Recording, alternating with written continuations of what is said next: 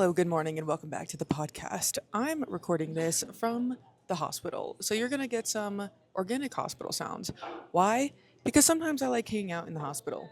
Welcome back to Pursue the Pod, guys. I guess I could just keep running these races and then I would just keep having content, wouldn't I? Because today I'm talking about my reflections from my first Ironman 70.3. And for those who don't know, an Ironman 70.3 is a half Ironman, and it's called that because you cover 70.3 miles in total. You start with a 1.2 mile swim, and then you do a 56-mile bike ride, and then you finish with a 13.1 mile half marathon. And it's exciting because this was my first triathlon ever, which is honestly kind of crazy because when I started getting into all this endurance racing stuff, I always had this feeling and thought in the back of my head that eventually I would do a triathlon. And sure enough, here we are. And my first triathlon was this half Ironman. So today I wanted to talk about the biggest lessons I learned from this experience. And I thought it'd be fun to talk about not just the lessons about endurance sports that I learned, but lessons that I think apply to life and especially to my career goal of being involved in human spaceflight. Because there were so many moments during this race where I was thinking, this is actually really similar for how I would try to prepare for actually flying in space. Because think about it, like you're putting yourself into an environment that's completely new to you, it's unfamiliar, and importantly, you're asking your body and your mind to work and perform under stress. And you have to trust your preparation and you have to lean on that, but also you have to adapt on the fly when things don't go to plan because something always goes wrong. It's not about if something's going to go wrong, it's about what's going to go wrong. And ultimately, you just have to keep moving forward. So, let's start with the swimming portion. And the first lesson I learned is that the hype ends when the mission begins. And what I mean by this is the first 15 minutes of that swim were, I was thinking about this on the bike, one of the top three hardest moments of my entire life. Of everything I've done up to this point, the first 15 minutes definitely make the list for top three hardest things in my life. Up there is also graduating from undergrad from Purdue, and I'm still deciding what the very third spot should be, but it's definitely up there in the top three. And what's funny is that if you saw that video of me coming out of the water, you probably wouldn't guess that because I saw the video afterward and I actually looked pretty coherent. But girl, inside, I was dazed and confused. And honestly, that was a lesson in and of itself, now that I think about it. You do not always know what somebody is going through just by looking at them. Somebody can look completely fine on the outside, and inside, they are experiencing a whole different world. I was like all dizzy. I was like, okay, I just gotta, where is the next place I gotta go? And when you get out of the water, you're kind of like shaky, not shaky, but like you're kind of like off balance. You kind of got to get out of the water and start running right away. But going into the swim, I remember all of the excitement beforehand.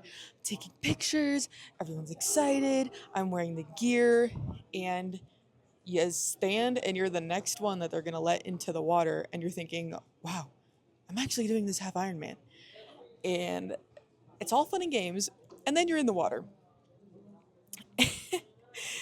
And my first thought was, it's all fun and games until you actually have to do the thing. Because before the race, there's all this excitement and you're preparing and there's anticipation and people are, hyping you up before. There's the celebration almost of the thing that you're about to take on. But then there is the actual mission. And when the mission begins, you have to execute. And that was my first lesson. When you commit to doing something difficult, you have to respect the difficulty of what you're about to do. The reason that you get praise for it and why you admire it is because it's actually going to be really hard what you're about to do. So I learned to enjoy the moment, enjoy the excitement, but also be very acutely aware that this is going to require me to perform. And I think this is super applicable to a space flight. There's so much excitement around a mission when the crew gets announced, there's so much public attention. People talk about history being made, but eventually, like, the crew has to do the job. The mission starts, and when that happens, you have to lock in. And you are the person responsible for keeping you safe. And that was something I was thinking about during the swim, because in an Ironman swim, you have support everywhere. There are people on paddle boards, there are lifeguards, there are boats, there are a lot of people in the water with you. And so if something goes wrong, there are people to help you. And honestly, that made me feel a lot better doing my very first triathlon, to know that I could have support if I did need to stop. But spaceflight is different because you are much more responsible for yourself when you are hundreds of miles above the earth, and it's only you and your crew. You have mission control down on the ground, and you have your team, but there are situations like if you're on an EVA by yourself or just with one other person, you're the person who has to respond and save themselves. And that realization really stuck with me. And so, lesson number two is what I learned about 10 to 15 minutes into this endeavor. And it is that your body will try to protect you from things you are actually capable of doing. So, I get into the water, and I actually had been warned about panicking. Three different people told me, if you panic, just stop, roll on your back, catch your breath, grab onto something. And I remember thinking, like, going into it, okay, I know that people are susceptible to panicking, and I'm going to try my best not to panic. So I start swimming, and I do maybe like 3 strokes, like proper strokes, and then I have this overwhelming urge to stop. And it's not because I think I'm drowning, I'm not freaking out. It's actually a very calm feeling. It was just this really deep biological signal saying, stop doing this. That's the best way I can describe it. And I realized is that this was my body reacting to this was my body reacting exactly how it was designed to react. Because the same thing happened to me actually when I ran at altitude in Breckenridge. It was one of the first more intense trail runs that I had ever done, in Breckenridge is at an even higher altitude. And so when I started running up that mountain, my heart rate went through the roof and my breathing increased and I was out of breath. And immediately I felt the same feeling that my body was saying. It was like, what are we doing, Anya? Like, stop. But I wasn't actually in any danger. My body was just reacting to this environment and the situation that I put it in. And so flash back to the swim. The same thing was happening in the swim.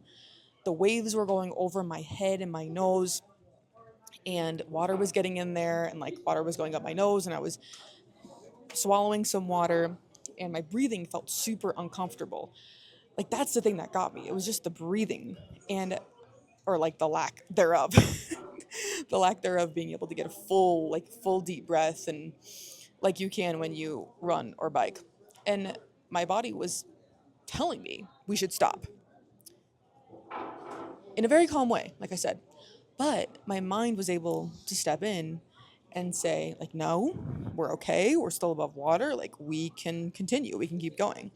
And I think that's a really important lesson for spaceflight, is because when we go to space, humans are in an environment that we literally have never experienced before.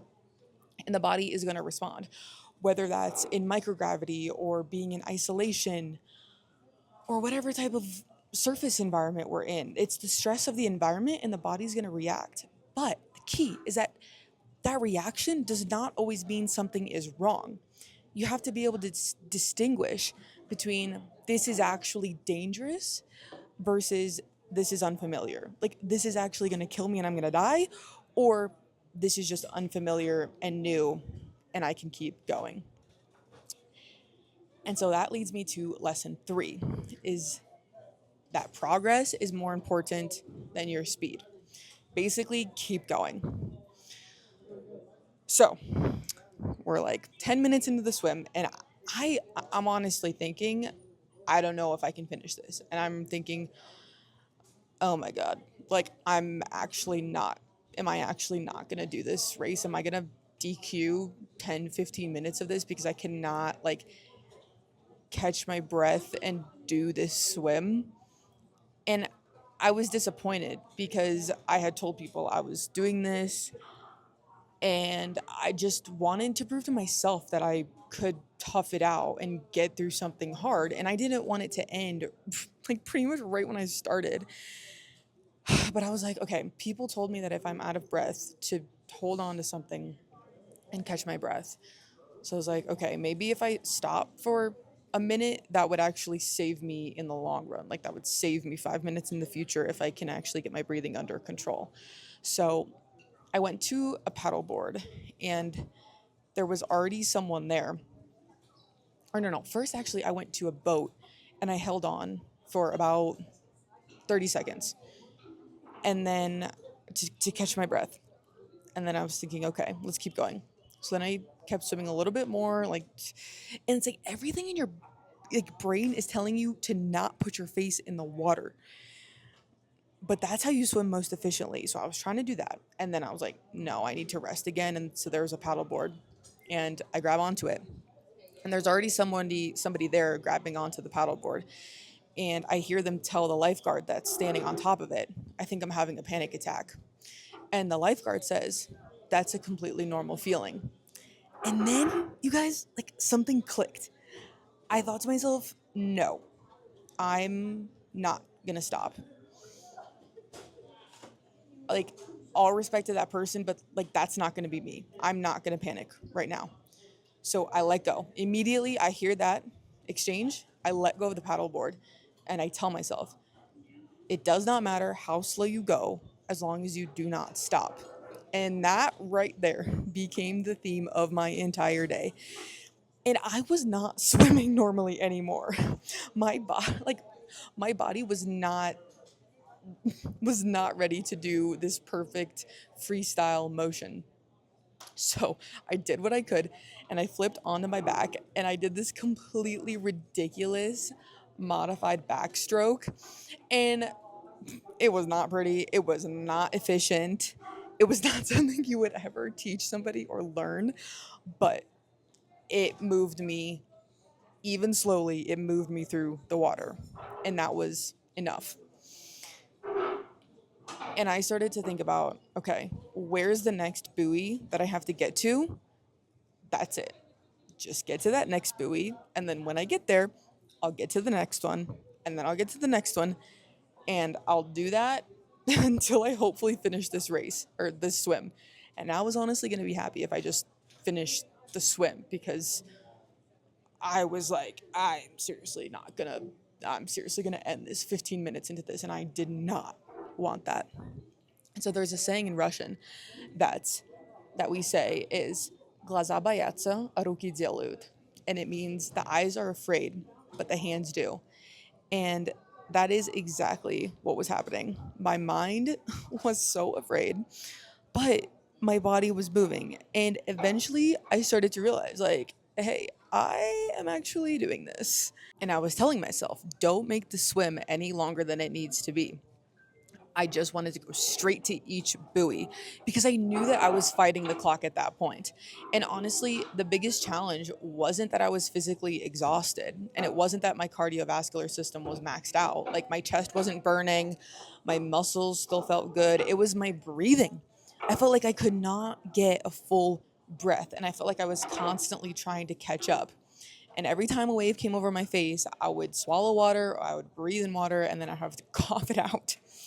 And that just reinforces this lesson that I learned is that your body's going to respond physiologically in the way that it needs in order to adapt to the environment that you put it in. Your body isn't trying to sabotage you, it's trying to protect you. And it's just saying, like, something is different. Like, we're doing something completely different. And I was like, why do humans even do this? Let's just be careful. And sometimes, like, we need that response. Like, I'm thankful for that response because that's what keeps us alive. But sometimes you have to realize, I understand why my body is reacting in this way, but I am actually okay. And in that moment, I had to override that instinct and I had to tell myself, yes, my body is coughing. Yes, my breathing feels uncomfortable, Yes, this feels awful, but I'm still above water. I'm still moving, and I can keep going. Lesson number 4 is something that I learned in my 50 miler and I tried to apply here. And it is work with the environment, not against it. And so in my ultra, I learned that fighting the terrain takes a lot of energy. When you go downhill, I learned to let myself go with the downhill. And when it's uphill, I learned to slow down and just take tiny little baby steps to go up there. And it's really more of like a flow. Like you just flow with the trail. And that really helped me during the race. And so I was like, okay, what if I can apply that here? I tried to do the same thing with the water. And I thought, okay, let me not fight the water. Let me see if I can work with this water and get into some kind of flow state with the water like I do with the trails. But honestly, the water was not interested in becoming my friend that day. And every time a wave would wash over my face and get into my nose and my eyes, I was like, really?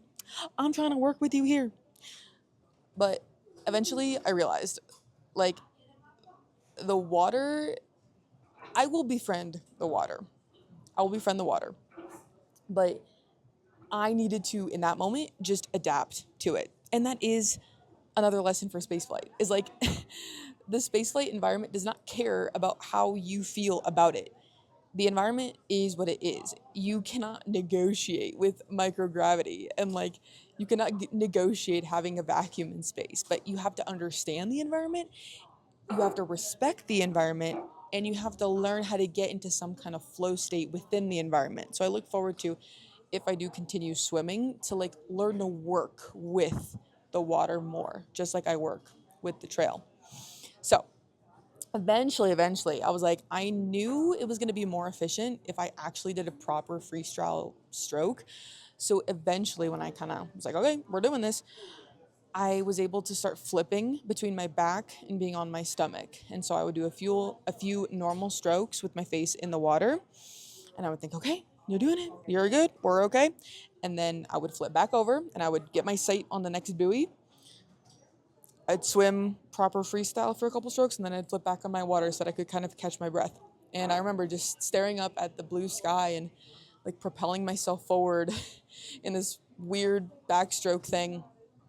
And I started singing the song to myself, I Am Woman. And it goes, I am woman, I'm fearless, I'm sexy, I'm divine, I'm unbeatable, I'm creative. Honey, you can get in line. I'm masculine, I'm feminine, I'm anything I want. I can teach you, I can love you if you got it going on. And I just like replayed that over and over again. I was like, I'm woman, I'm fearless, I'm sexy, I'm divine, I'm unbeatable, I'm creative, like over and over. And that really meant a lot to me. Like I was singing that song to myself, and eventually I made it around the first turn, and that was huge to me because my mindset was starting to change. It went from, I don't know if I'm gonna do this, I'm gonna DQ 15 minutes into this, to okay, I might actually finish this. But when I got to the final stretch, I didn't I could see the finish line, but or like where the swim exit was, but I didn't let myself get too ahead of myself. I still kept thinking, okay, just get to the next buoy because that was working. And eventually, I reached the end. And as I was getting out of the water, I got a little emotional. And you can like you would barely even pick up on this, but in the video, I wiped my eye, and it was because I had like a little tear in my eye because I was thinking, oh my God, I actually did that. And what I didn't know in that moment was actually how close I was to being cut off, because Samo told me that the person behind me in the swim, like literally the next person, was not allowed to continue. And it was so interesting because technically, after I looked at my official results, I was about 3 minutes over the allotted time for the swim and transition cutoff. But I was allowed to continue. I don't know if there was a mismatch between the timing or what, but if I had spent any longer on that second paddleboard, and if I hadn't told myself, it does not matter how slow you go so long as you do not stop, like I probably would not have been permitted to continue the race, which it just breaks my heart for everyone behind me because there were people I was passing at the end of the swim. And I wish that they could have tried to continue and see if they could finish it. And like, I don't know, I feel sad for them that I was 3 minutes technically over the end, but I was permitted to go. So, I'm like, the race could have been over. And right then, if I had been a little bit slower, and I would have not known what I was capable of. So, yeah. So then we get into lesson 5, which is what I learned on the bike. So I get onto the bike and I'm riding the bike. I'm like, girl, since when am I a cyclist? I was like, I am not a cyclist. What am I doing? But somehow I found myself on a bike for 56 miles. And before this, the longest I had ever ridden was 20 miles. So this was a completely new experience. And the first thing I knew I had to do was fuel really well if I was going to have energy for this 56 miles and then the half marathon at the end. And this was actually something I did really well. As soon as I got onto the bike, I was reminding myself, like, keep eating every 30 minutes. So every 30 minutes, I would look at my watch and I started keeping track. I was taking in fuel. And because of that, I felt good. I mean, at first, like the first lap, I was like at a 6 or 7 physically and mentally. But then on the second lap, around 11:30 a.m., I felt strong. I felt I had so much energy. Like I had eaten and suddenly I felt this surge. I felt this power up and I start for me I was flying. I think my average speed for that final portion was around 18 miles per hour. I was passing people left and right. I don't know what got into me. I didn't even know what the time was that I needed to make, but I just felt so good and I had so much energy and I was going so fast for me. And before, actually, on the first lap, there was this guy, and I was kind of like a little bit dragging. And there was this guy who, as he was passing me, he was just like, let's go. Like, pick it up. Let's go. And there was something about that stuck with me. Like, I don't know this guy at all. And the way he just said, let's go. And you're probably getting organic hospital sounds today, by the way. Sometimes you just need somebody outside of you to remind you you're capable of a lot more than you think. And it was just this random stranger, but that little interaction gave me a little push. And so back to the second lap. The bike was long and it was uncomfortable. Mainly my back hurt because I was hunched over for hours. But I learned that sometimes the problem isn't that you're not capable because like I said, physically I was good for the swim and the bike, but sometimes you just need better systems. Because as I was talking to somebody on the bike along the way, he actually wasn't even doing a triathlon. Shout out Bill. He was just going for a bike ride and we ended up chatting. And the reason my back was hurting was probably because my bike setup wasn't perfect.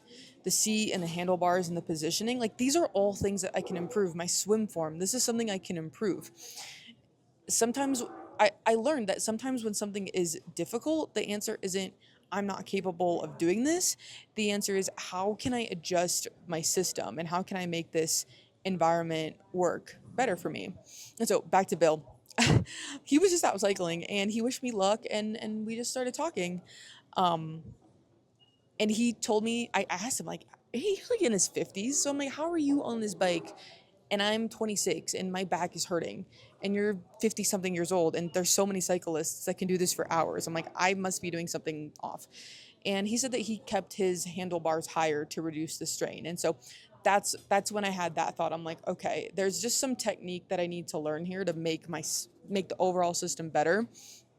And to just keep and I think something I want to keep with me even as I get better at all of this stuff is to stay open to learning from other people because everybody has that experience that you don't have.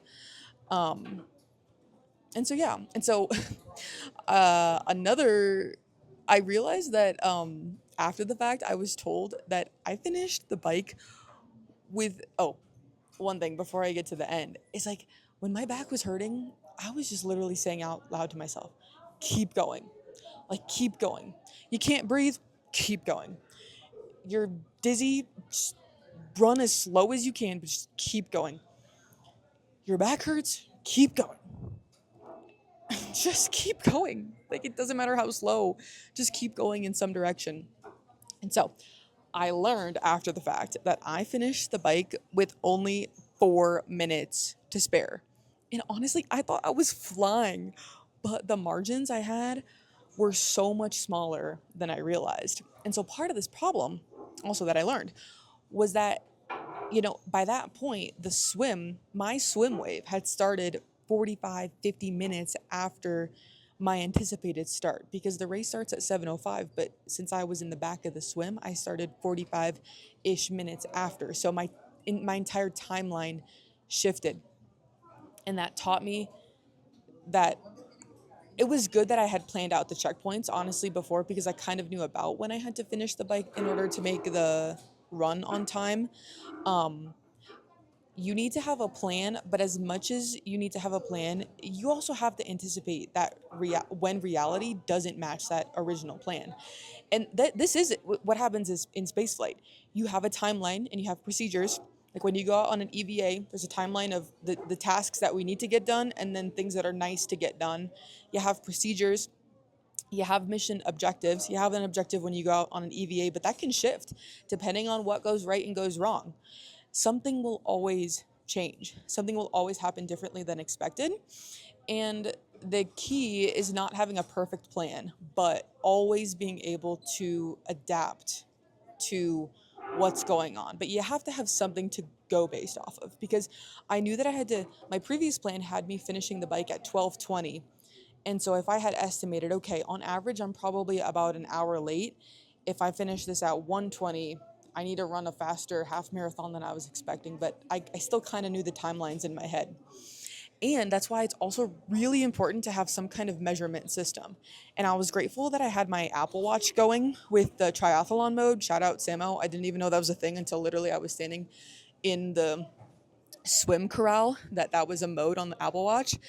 And it was nice because I could track my pace on the bike because I knew that if I could stay at about 15 miles per hour minimum, then I could stay on track and finish the bike in the time.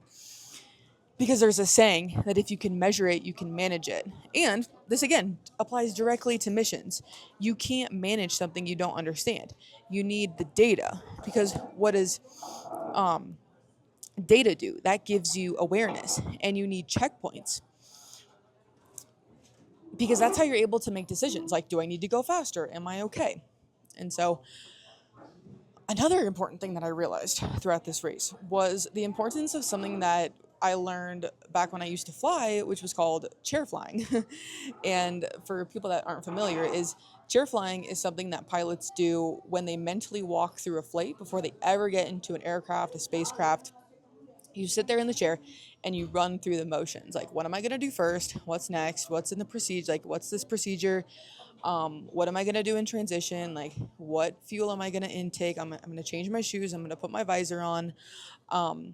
And the reasons like pilots do this is because when you're actually in this situation, you don't want to be walking through those steps for the first time. You want your brain to essentially already have that pathway mapped out in your head. And so I thought about that before the race. I walked through the whole race as much as I could in my head. I mean, this was my first triathlon, so now I have a much better idea of what each transition in every spot looked like. But I did my best before. And another thing is I realized another thing that applies to spaceflight is you have to know where all of your things are. And that's such a simple thing, but I didn't know where my body glide was. I knew that I had packed it somewhere, but everything is basically useless if you don't know where it is. And that's an important lesson for spaceflight. You can have all of the equipment, you can have all the checklists on the ground to make sure you brought everything, you can have all the tools and the supplies, but if you don't know where they are, or if you don't know how to access them, or you can't access them, if you haven't practiced accessing them, then they're not truly available to you. You just have to know where the things are. And our next lesson is preparation creates confidence, but novelty requires trust. So I'll get into this. So swim, like I said, was long. The back was hurting, but I expected that. It was fine. It was long, but fine. I expected all of that. So honestly, the run was the part I was the least worried about. And why? Because I had experience. I had just run 50 miles. I run marathons. I knew that my body could handle running a half marathon. And I knew that I could handle the heat because I grew up playing tennis in the hot summer. So my body has been outside a lot in the heat. And these two things, this confidence I had in myself came through evidence. It came through experience. It came from knowing I've done these hard runs before. And so I know that this half marathon at the end is going to be fine. The swim was different. The swim was completely new. I had never been in that environment. I had never experienced that feeling. So I couldn't rely on previous evidence in the same way like I could the run. I had to create that confidence in real time because sometimes confidence does come from preparation. You've done it before, you know you can do it. But sometimes confidence comes from trusting yourself when doing something completely new, and that positive self-talk that that that's what gets you through it. And spaceflight is a mixture of both, right? Like the astronauts train extensively for a mission. They spend years preparing. They run simulations and emergency procedures. Like my friends even work in they help train astronauts, so I hear about this. But the first time you actually go into space, that's the first time. And no simulation can completely replicate that experience of actually being there. And so that requires a different type of confidence, right? It's the confidence to say, I've prepared, I've trained, I have certain skills. Now I have to trust myself. And so for the run, my biggest concern was the heat and the sun. And I just knew if I can keep myself cool, I can finish this no problem. So I did I did what I could, and what I found worked really well for me was putting ice down the front and the back of my tri suit. And I made sure to keep drinking as much water as I could throughout the transitions. And honestly, I felt good. And I alternated taking Excedrin and ibuprofen every hour, which really helped to keep my headache away, which I was so grateful for. And I just ran because at that point I knew I can do this. And that was such a different feeling than the swim.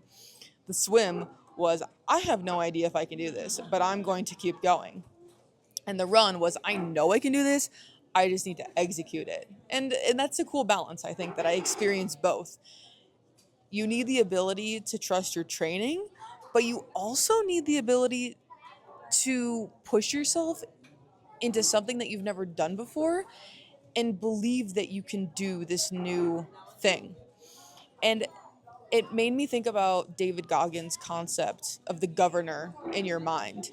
And his idea is that your brain has this built-in limiting, like limiter. And like I said, it's this mechanism that does try to keep you safe and alive. And I'm grateful for that because my brain is trying to protect me. But sometimes that protection system gets activated when you're not actually in danger. Your brain is saying, this is too hard or this is too uncomfortable. It's saying stop. Like, stop, Anya, what are you doing? Get out of the water. Why are humans doing this? But and sometimes you just gotta respond and say, thank you for trying to protect me, brain, but we're good. We can continue. And that was the biggest thing I kept telling myself throughout this race was, on the bike, your back hurts because you've been sitting in this position for hours. That makes sense. Keep going. In the swim, I'm uncomfortable because I'm in the water. That makes sense. Keep going. The feeling is real, but the conclusion that your brain makes that you can't continue isn't always true. Then we get to the end of the race, and my next lesson is that no major mission is accomplished alone. And honestly, one of my biggest thank yous from this entire Ironman half Ironman experience from the beginning goes out to Samo because he let me use his bike and his wetsuit And if there was an award for the best support crew, he would win, hands down. This man was everywhere. Everywhere where spectators were allowed, he was there. I saw in the distance, I saw his white outfit, I saw his bright neon green yellow shoes, and I heard him screaming at the top of his lungs, and I cannot explain how much that meant, because when you're deep into something, having someone there who believes in you matters, and especially having somebody who understands what you're going through. Samo's done a 70.3, he's done a 50 miler, and there's something powerful about sharing those experiences. There are things that you do not have to explain to somebody who's been through it, because they understand what it feels like. They understand the struggle, like he struggled at the end of his run in his 70.3. They understand the self-doubt, and they understand what it means to keep moving when your brain is telling you to stop. And thank you so much to Samo for keeping my family in the loop, sending pictures, and my family for tracking me, and all of the volunteers who provided ice and bananas on the run, and the people in the water, like they I would like to personally thank frozen water and bananas, because those two things got me through the run, and the volunteers that gave them to me. But like really, every person supporting that race mattered, and that's exactly how spaceflight works.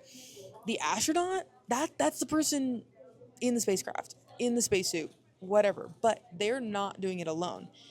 They have mission control, and they have the engineers sitting in mission control, and there's medical teams, and there's operations teams, and there are so many people that work for that one person to succeed. And a successful mission is never just the one person or the four-person crew, like the Artemis crews. Like, it's never just the crew doing it. It is the whole team. And I think there's different levels of support here, right? There's logistical support, the people providing the equipment and making sure everything works, and people who keep like what the mission needs to accomplish moving.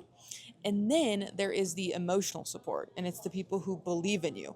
And and it's because the mind is such an important part and a huge part of endurance races. Knowing that you can trust yourself, knowing that somebody is there rooting for you, and honestly, it's just more fun to celebrate with somebody at the end than doing it all by yourself. And so those are my reflections on my first triathlon, my first Ironman 70.3. And just the biggest lesson I keep coming back to with all of this stuff is keep going. That's why I say it all the time. Like, your back hurts, keep going. You feel overwhelmed, keep going. Your mind is like, we can't do this, keep going.